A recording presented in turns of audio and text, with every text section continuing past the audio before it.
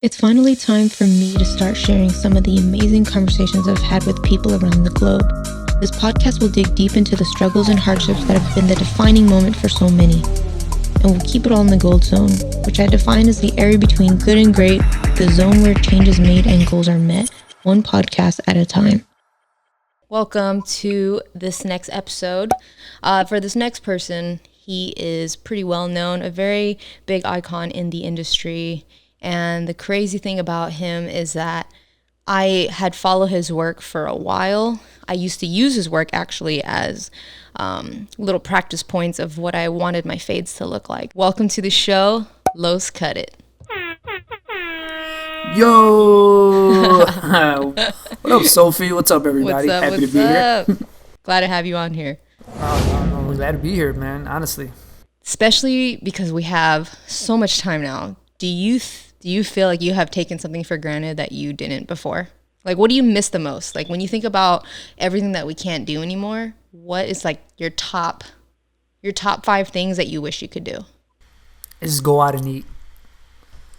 Honestly, I never, for someone like myself that works a lot and who has a girlfriend that pretty much works just as much as I do, we don't really like go home and cook often, right? So we usually we've gotten to the point where we've gotten very used to, going out, dinner dates, lunch dates, at least 5 to 7 times a week. Just because she works, makes good money, I work, I make good money, so we don't have any kids, so it's easier to do all that fun stuff. So not being able to attend anything public, like for example movies, I'm a movie guy, so I love going to movies at least once a week. Sometimes twice a week, and she does too. So not being able to be a part of any of that sucks the most for me, because being barbers, as you know, we have a very flexible schedule, so we can kind of plan around a lot of things. And being that we can't really open doors and cut hair and service people and do all the stuff that we do, including traveling, now we're stuck at home, which is nice for a change since we're always on the road. But at the same time, it's like, how good is it being home when you can't really do anything else out here other than be home? You get what I mean? Mm-hmm. So we've been planning a lot of home projects. Like, I'm turning my kitchen, not my kitchen, but in my kitchen I have like an additional 400 or 500 square foot room that I have a TV, a table, like a dining room table. I'm turning all that into an office, because instead of going to the studio and doing work, I'd rather just be home and work at home and create the kitchen into an office. So that's where I'm at right now with that. Mm-hmm. No. So let me ask you, like, what is it that you miss the most? I know someone like yourself, you're always out and about, and you probably travel a little more than I do. So I know you gotta miss that. But being at home, quarantine, everything shut down, what is the one thing you really truly miss? And I mean, you're totally right. As a barber, like, we have very flexible schedules sometimes, and we are definitely more used to going to eat out. Like, I think we probably eat like at least out twice a day, if not more, mm-hmm. So that's definitely the first thing, is being able to like roll up to a sushi joint or something, to have like, oh my God, the food you've been looking forward to all day. And honestly, I'm like a creature of habit. Like, I could eat that every single day. So not having that now to where we're cooking home meals, which is also really amazing, because I love a good home cooked meal, that this is the most we've ever cooked at home. So that's been nice. Another thing I miss is, I know a lot of people have noticed I've been getting eyelash extensions, because I have really Asian eyelashes that are straight down. It's it's funny, because I remember in high school, whenever we'd look through a microscope, all I could see are my eyelashes covering my view, because they're so straight. So I know a lot of girls feel me on this one, but dude, we're gonna have no eyelashes by the time this is all over. They're gonna fall off by then. So I miss that. That's how it is out here with Assyria. She's also looking to get eyelash extensions, and she can't get her nails done and all that. So third thing, I definitely miss cutting hair more than ever. And for us too, it's like we do travel a lot, so the time we do actually get to be home and cut hair is already limited. So now it's even more limited, and I'm sure you feel the same way. And I'm just like, dang, like, I really just can't cut unless I like go and grab like a mannequin or something. So that would be number 3. Mm-hmm. Number 4 would have to be, let's see. Oh my God, how could I forget? The gym. That is one of the main things that we are just like, damn, we wish we could go to the gym. Like how much it was easier to just use a Stairmaster or a treadmill or the weight machines. And now we just take walks like around the neighborhood, you know? That is something I miss a lot. And number 5 would be, I don't know, I guess just having that freedom to just go anywhere really, you know? Even, you know, malls or any kind of like regular shopping stuff, like just having the ability to know you can go somewhere and interact with people and it was fine. Like that fear now is just kind of scary because I feel like this is going to change a lot of things for us. Like think about when we go to hair shows in the future, we're not going to want to shake hands with people anymore. It's going to be like an airwave. Probably going to be people out there that are like completely paranoid from now on. Sure. They're always going to, you know, cover their faces and all that. So, oh yeah. So, I mean, it's definitely, like, I've been very, like, non-active on social media just simply because that's, like, the main topic trending. So, for me, anything outside of coronavirus won't catch anyone's attention because everyone is still so caught up in that whole conspiracy and what if this, what if that. So, I feel like it just kind of killed my momentum and killed the lack of motivation it killed my motivation to want to be able to do stuff and create stuff and put it out there because for one, I feel like people are like, okay, that's cool, that's awesome, but we're still going through some shit over here in real life. You get what I mean? Right. So you feel like that's been like kind of like holding you back a little? Oh, big time. But I'm really good at keeping track of that. I don't like to feel like I lose myself. So I've this legit past week, it's probably day 8 for me of quarantine because ever since I heard it was going to happen, I kind of kept myself away from everybody until it officially happened, which was like 5 days later. So I've been, you know, I just been kind of just falling back and just watching everyone's behavior and I see people are trying to capitalize on it, which is great. You got the podcast, you got people still doing like webinars on how to control your finances and all this cool stuff, and I'm loving it. But to me, I'm just like, let me just see how much crazier this gets, if it does, before I put time and effort into some cool projects. Because it's, as you know, it's hard to work on cool, fun stuff that we love doing while this epidemic and crisis is going on behind our mind, you know what I mean? It's hard for me. It's really hard to focus. So that's where I stand with that so far. So it's pretty cool. Like you reaching out to me and asking me to do this. It's awesome because it kind of takes me away from the whole real life of what's really going on. So it kind of gets me back in the swing of things. I'm like, you know what? Maybe I should start doing more projects while I'm at home and this and that. No, it's actually been really tough, and it took a while for me to actually put this show on the road. Like it took for this kind of break for me to be like, okay, like I really need to like think about the things I've started and like actually going through it now, you know? Like, so if it wasn't for this whole crisis, I don't know how badly I would have pushed myself to actually do this, you know? And so with all this time, I'm like, okay, instead of me just kind of like twiddling my thumbs, like, let me try to figure this out and just go for it, because I think it's also, I mean, doing this whole new podcast series and stuff, it's a completely brand new path that I've never been on. So I'm doing this out of no experience, you know, I'm just kind of going for it and just trying to learn along the way. And it's the other reason too is like, you know, for a lot of us, and, you know, I've gotten to know you guys so well from being on the road and doing shows with all of you, that it's like, you guys have such interesting stories, but through Instagram, I don't think a lot of people actually put their stories out there, you know?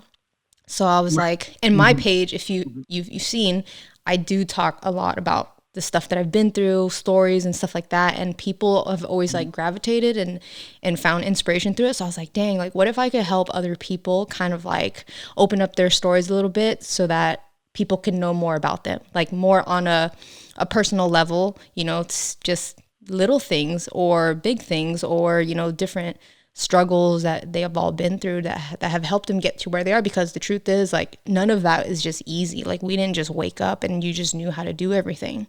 Everything is trial and error. And especially for you, Los, like, That's why I was really excited to get you on here, because you're not only just a barber, like you've expanded your skill sets, I think, a lot in the last year that I've known you, since you started branching off and like doing your own thing, you know? And I think that's a really cool part of your story, because a lot of times there is a lot of people who do normally just cut hair in the shop, and that's just kind of life. And that was your life for a really long time. Like, how many years was it before you branched off? Behind a chair? Yeah. Behind a chair in total, I want to say 17 years. 17 years. And then you decided to branch off, and now you're getting into photography. You're doing all sorts of shoots now. You're playing around with color. Like, there is absolutely one thing that I think you do well, and that's literally every category of barbering. Like, you carve well. I can't say I carve very well at all. Design work is not something I naturally understand. So you can do that. You can do a fucking phenomenal fade. You can shoot your own photos. You don't have to even hire anybody anymore. You know how to edit videos. And I remember I knew you edited videos, but I didn't know you edit like that until we went to Hong Kong that first year together, and you made that nice little recap video. I was like, what? You edit this? And you're like, yeah. It was like, it was easy. And I'm like, whoa, dude, like, what can you not do? Oh, man. I did that like overnight too. Like you woke up to that video too. You know what I mean? You're like, like, when did you do this? Like last night? So like, I mean, for that to be, I mean, for something like that, that would have taken me hours and not the next day. So I was just like, holy shit, like, where'd you pull this from? But not only that, I mean, You know what? what's up? No, I mean, it's awesome. You know, someone like yourself, like, I mean, you know, besides the whole social media aspect and all that, like you and me, dude, I truly consider you a very close friend, especially a good friend in the industry. You know, there's a lot of people that know us, a lot of people that we know, but very few people we can truly vibe with, I guess you could say. And hearing that coming from someone like you, and with all your accomplishments, everything you've ever done, it's dope, man. Like, I was literally, when we were talking yesterday, I was telling Asya how cool it was for Vic to say that, and how cool it was for you to agree with that. And sometimes I do get caught up, man. Sometimes I do. I don't stop, and I don't smell the roses, because I'm so focused in this tunnel vision, and I'm so focused on everything else that's going on. So with that being said, I think my camera just cut off. Let me check real quick.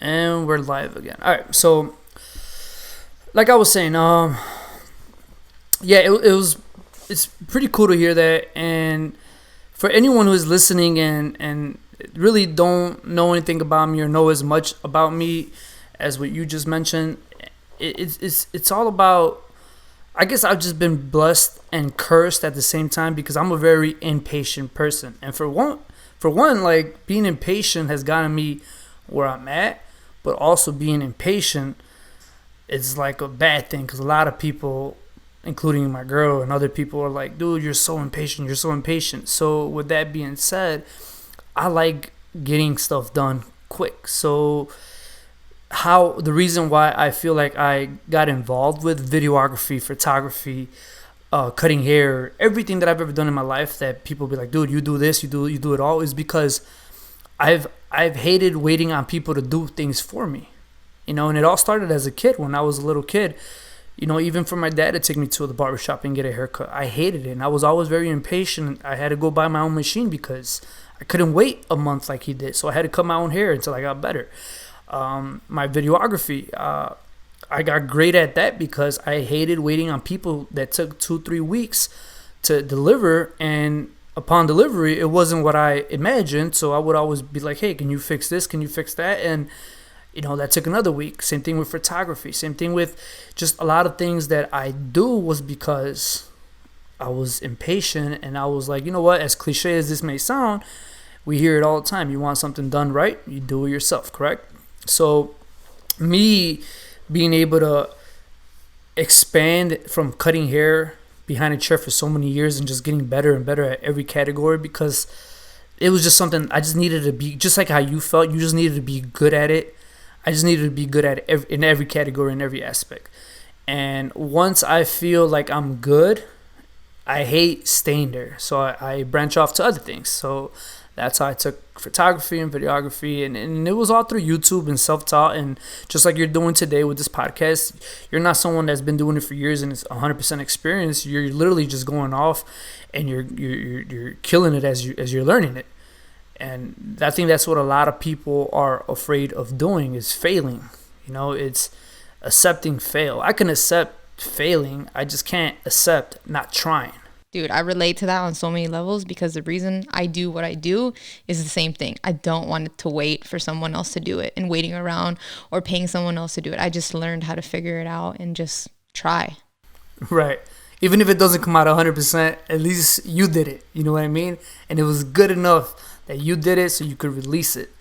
Because I've had, between you and me, like, I had photographers reach out to me on DM, like photographers, not even barbers, not even artists or nothing, photographers that know nothing about hair, and say, dude, honestly, you take better pictures than some of my photographers that work for me full time. And I'm just like, wow, that's pretty cool to hear. You know what I mean? Right. It's also a good backbone, because God forbid I break a hand or I can't cut hair for whatever reason. We have other things to fall back on and make money, like film edit, film record, take pictures, photography. Like, there's other things that we can do to survive. And I think a lot of people don't look at it. You know what I mean? A lot of people don't think of that. As of now, like, with this coronavirus thing going on, dude, there's people out here that are, like, hurting. Like, people that live week to week that are really, like, scared and panicking. And those are the ones that are terrified, is because I just, for once, feel like they didn't strategize to their full potential, I guess you could say. They didn't save money. They didn't prepare. And a person like myself and you, we have to stay ahead of the game. We have to keep we have to know what's going to happen in the next couple of months. At least I like to think you do, because I do. I don't like living week to week. I like to plan my months in advance, even years in advance if you could. And I think a lot of people fail to do that, and a lot of people live in the moment, and then when things like this happen, people panic. Right. No, I think this is a good lesson in life for a lot of us, especially creatives.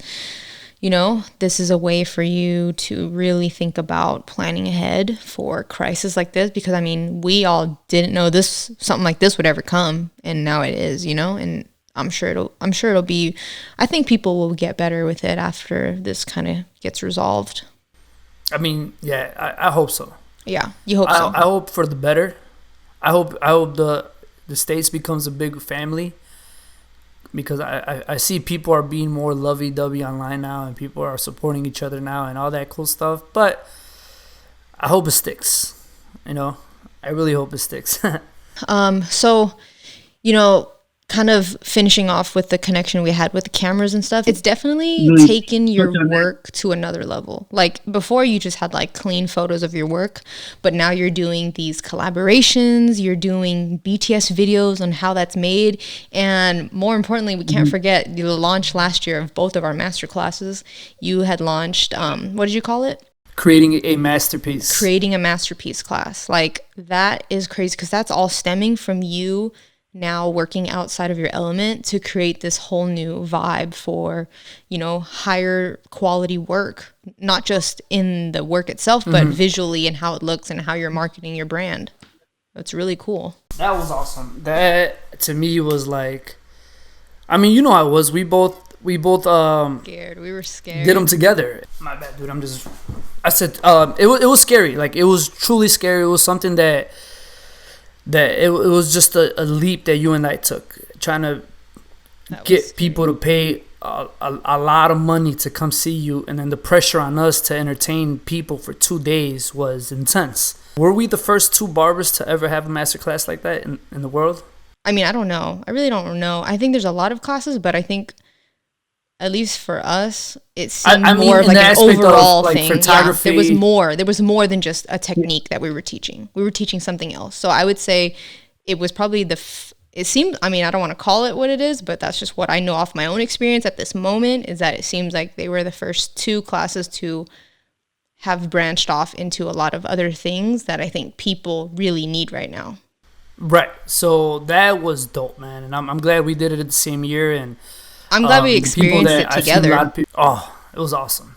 It was, to this day, I've gotten people that literally finished my class and like months later have sent me photos and camera equipment and all the stuff they took and learned from. And it's amazing to know, like, wow, these guys did it because of what we taught them. You know what I mean? So, and Yeah, the people that have reached out that are like, hey, I'm still applying. Like, now I'm posting and I'm not scared. And like, that to me is like so amazing, because it's like, it goes beyond just barbering. It's just like their ability to carry that throughout other parts of their life, to just go for it, to think Right. differently, to have a deeper thought and not give in to the fears that are created. That's true, 100%. And it sucks because I was already planning my second one, July 27th, I think, which is still possible. But now seeing how every show is rescheduling, now seeing how, even the CT Barber Expo got changed to July 18th, I think. So I just don't want my class to interfere with any big shows at the same time. I chose to do it in July for that reason, because nothing's ever going on in July, and now it feels like everything is going to happen in July and August. So now I'm like, damn, but I might still do it. Who knows, to be honest with you. I mean, yeah, we really don't, we can only take it day by day and kind of see how this all pans out. I personally can't even plan the next one because it's just unfortunate, I absolutely have no dates in mind because I just don't know how the rest of this year is going. I have events that are in August that are canceled too, so it's like scary. Los, thank you again for your time. This was a fun podcast session with you. We had a lot of laughs and just a lot of lessons and just like watching you grow into the person you are today. So thank you again for being here. Any last words? Oh, no, thank you for having me. So you already know, aside of everything we do, man, it's all love between you and I, and a lot of respect, and I'm proud of you, I'm proud of where you're going, and I'm proud of what you've done. Thank you. Everybody who's listening is a true supporter. I already know it, and I hope you guys can take in a few things that I said into consideration and check out some of my work and drop some feedback. Awesome. Well, thank you again, Los. I'm looking forward to hearing what you're going to practice this week. So have a great night, and I'll talk to you soon. For sure, dude. Thank you. And we cut.